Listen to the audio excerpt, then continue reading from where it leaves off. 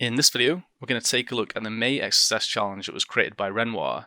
There's a little bit of a conflict with the rules here. It says in the description you should execute arbitrary JavaScript, but then down in the solution it says execute alert document.domain. So we are accepting this as a solution, but many participants did provide a way to execute arbitrary JavaScript as well, which is a little bit more difficult.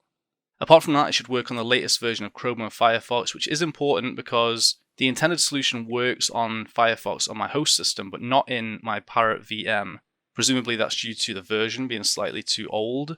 Apart from that, the usual stuff, it shouldn't be self-XSS or man in the middle. And just a reminder, we run these once a month, and there are 6 winners that will get a €50 swag voucher. We release a hint on Twitter for every 100 likes, and you can join our Discord to discuss the challenge. Apart from that, if you want to create a challenge, we also give a €50 swag voucher to creators, and you can get in touch with me on Twitter or Discord or something if you're interested.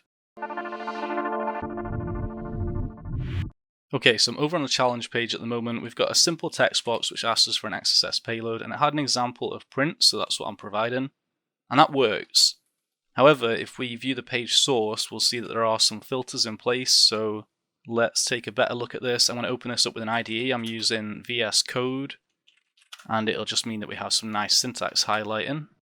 So we can see that this is creating a variable XSS, which is grabbing the get parameter from the URL, so that's going to be whatever we provide here basically. And there's a check down here which is saying if it's greater than 100 characters, it's going to reject it, so it must be less than 100 characters. It's also going to check each of the characters in the payload and make sure they match this regex. So are they lowercase, uppercase, commas, apostrophes, plus, backslash, dot, or parenthesis? And if they are, that's fine. If not, it'll reject it. And it's also then going to make sure that none of these words exist in the payload, which is obviously a lot of important words. Particularly, we know that the goal is to do alert document.domain, so there's our alert, there's our document, and it looks like domain isn't blacklisted, so they're the 2 things we really need to be concerned about here.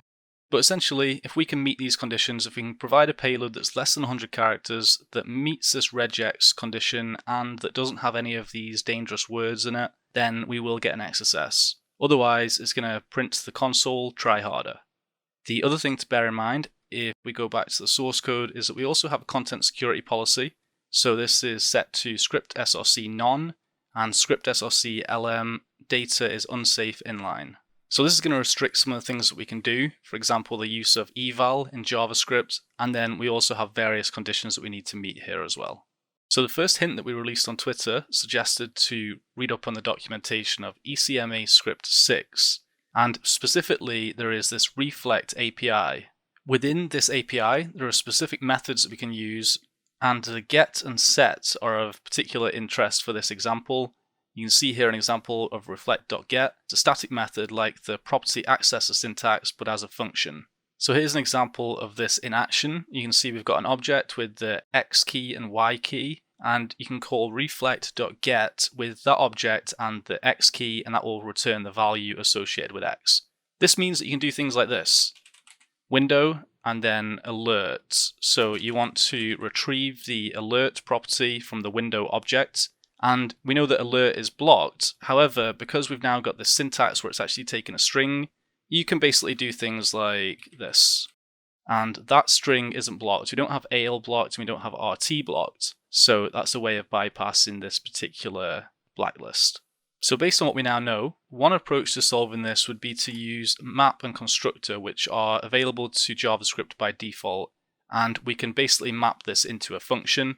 And of course we are separating the characters to make sure they don't get blocked by the blacklist. And for the same with constructor, so if we go back to our code here, we've got construct is blocked, we have document we know is blocked, and alert is blocked, but domain isn't. So in order for us to execute all and to pass that check, we need to split up these strings. So we click submit, let's open up our DevTools, and you'll see here refuse to evaluate string because unsafe eval is not allowed. So return some documentation, we'll see the reason for that. It says here, if a page has a CSP header and unsafe eval isn't specified with the script src directive, the following methods are blocked and won't have any effect. So one of them is eval, which we already knew, but also is the function constructor, and essentially this is because it relies on eval under the hood. So we have to rethink this approach. So since we're unable to use a custom function, we'll need to directly use the window and document objects. When trying to access an object, JavaScript searches for all of the objects under the this object, which outside of an object method is by default the window object. This means we can find any object under window, but we first need to find objects that have a top or parent property that point to window. So we can use a short script to do that, and I'm taking this, by the way, from a write-up that was submitted from Control 1. So that write-up will be linked on Twitter along with all the other player submitted write-ups. But we run this, it's looking through for each of the elements in window. Does it have a property of top? And if it does, is that top property window? And it's going to print those out. So we've got window, self, frames, top, and parent. Now we could write a little script to loop through these and see which of those are in our blacklist.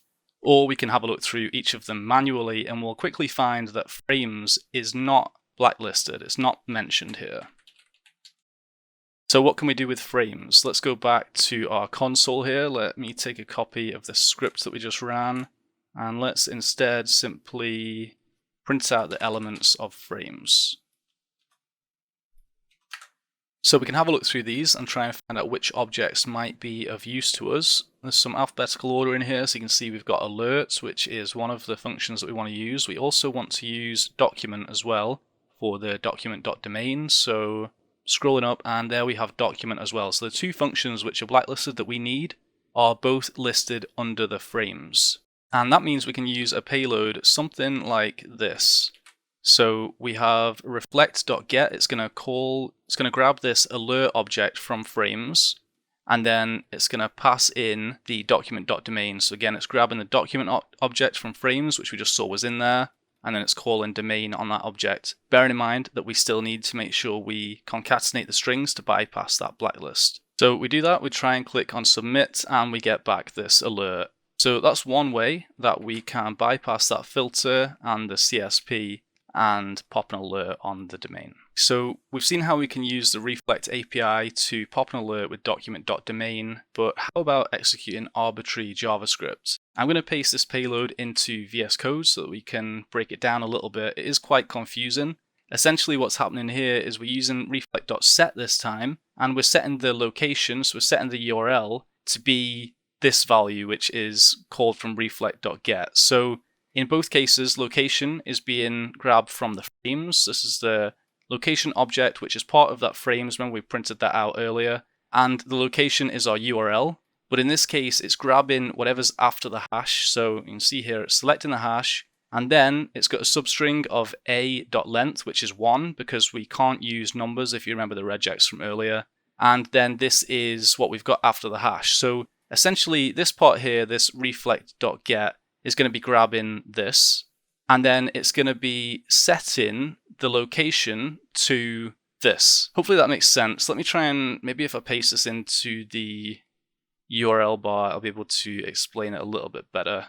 Paste this in here. So reflect.set, we're setting the current URL location to be this value, and this value is calling get on the location, and it's grabbing whatever's after the hash in the URL. So it's basically grabbing this string here, JavaScript alert arbitrary XSS, and it's replacing the current location, which is the current URL, with this. Hopefully that makes sense. We've also got this %2b. This is just because we need to make sure that this isn't treated as a space.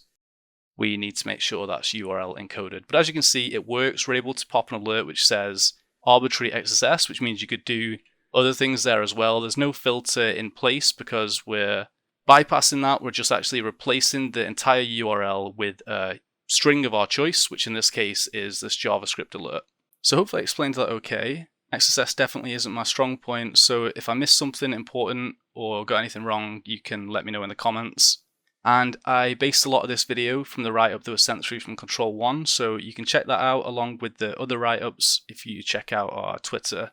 And the 3 best ones will get a €50 voucher, and then there'll be 3 randomly drawn submissions as well. So if you're interested in participating in future, definitely check it out. And I hope you've enjoyed this video. If you have any questions or comments, as ever, leave them down below. Thanks.